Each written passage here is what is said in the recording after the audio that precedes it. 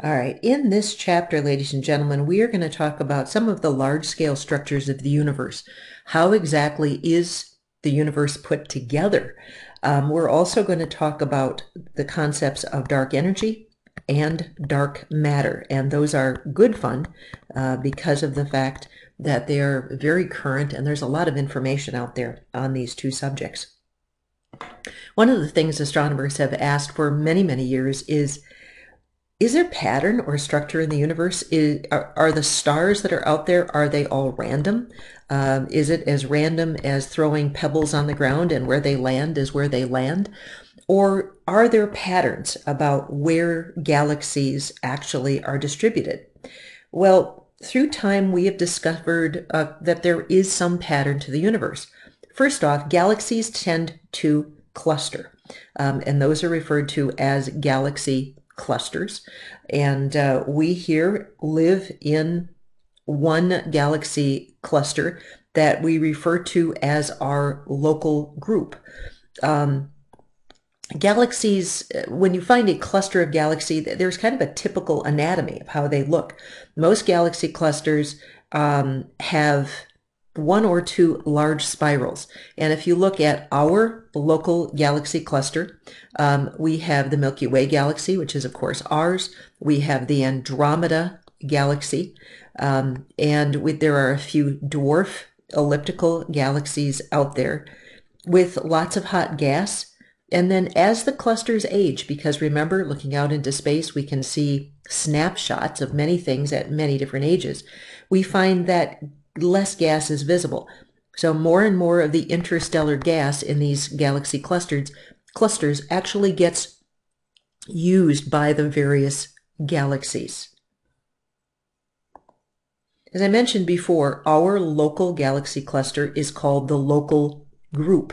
Not the most creative name that astronomers ever came up with, but it works, and it works really, really well. We have M31, the Andromeda galaxy. We have our Milky Way galaxy.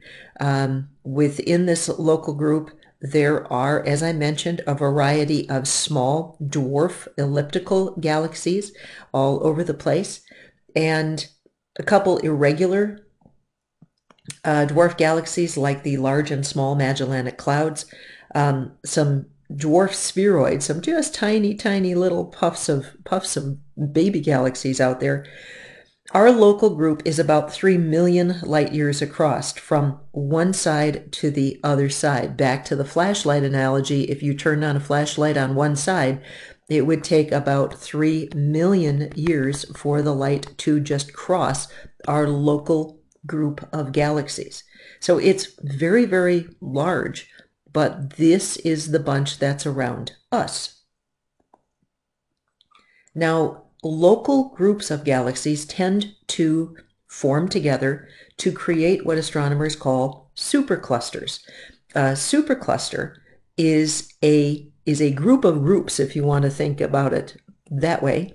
Our local group is one small fraction of the entire Virgo supercluster. Now, why is it called Virgo? Because the heart of the supercluster can be found by us looking towards the constellation Virgo. That's why it's called the Virgo supercluster. Superclusters can be 100 million light years across. So from one end to the other, 100 million years. Long, long, long way from one place to another.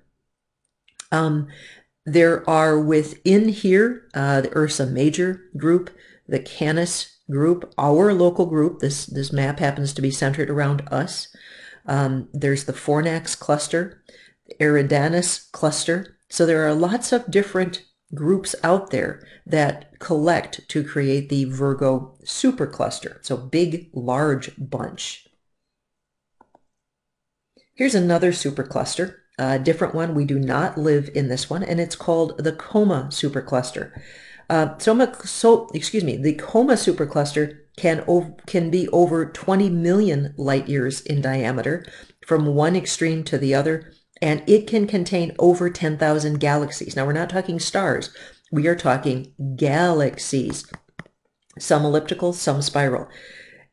It is hard for me to get my head around things that are this big. And so if you have a challenge getting your head around things this big, I forgive you. It's tricky. It's really, really hard because each one of these little blobs that goes into making this Coma supercluster is in itself an entire galaxy full of billions of stars. So these are huge, massive, massive things. It's recently been discovered that there are super duper clusters. I don't know. They have not been given their own like extreme name, like we are the biggest superclusters out there.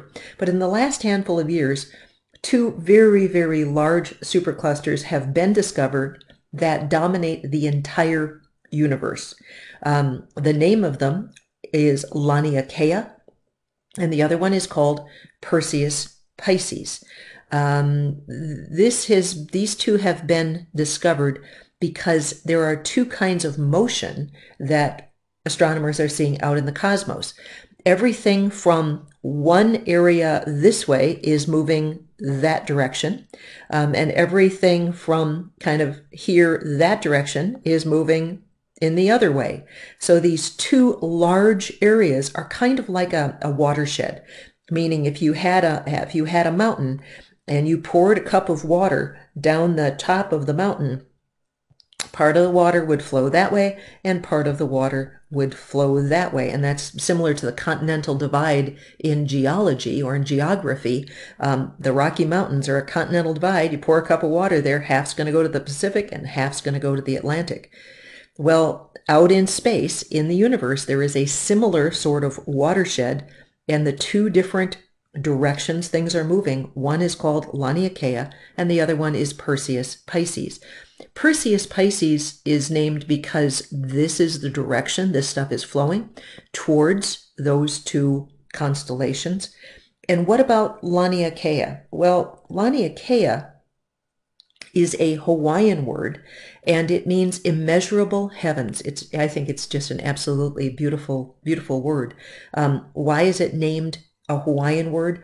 Lots and lots of really fabulous high-powered telescopes are in Hawaii, and to respect the Hawaiian native people's culture, a lot of astronomical things have started being named Hawaiian, which is kind of nifty. Now, this Laniakea supercluster is so big that our little Virgo cluster is right here. Yeah, we are a tiny little fragment of one filament on this huge, massive Laniakea supercluster. Now, everything in the Laniakea supercluster is actually moving towards the same spot. If you want to think of it as water kind of aiming down a drain, but that's not a pretty analogy, but it kind of gives you the idea. Everything's flowing in that direction. The point towards which everything is moving, astronomers have called the Great Attractor.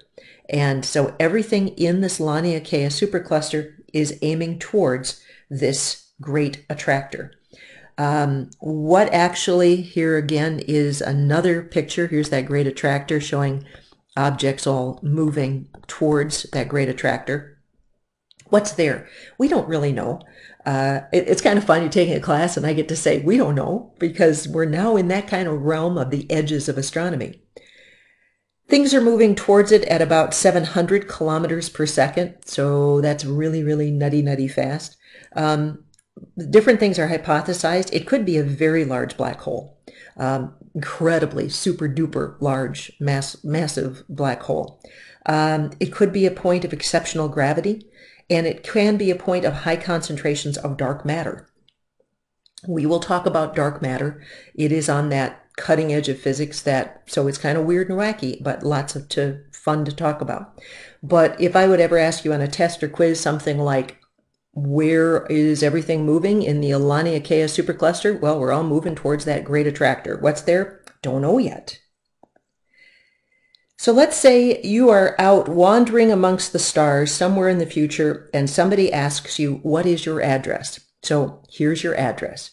Your home address, your road, your street, your state, your country, North American continent, on planet Earth, which is the third planet from the sun in the solar system. We refer to our solar system as the solar system.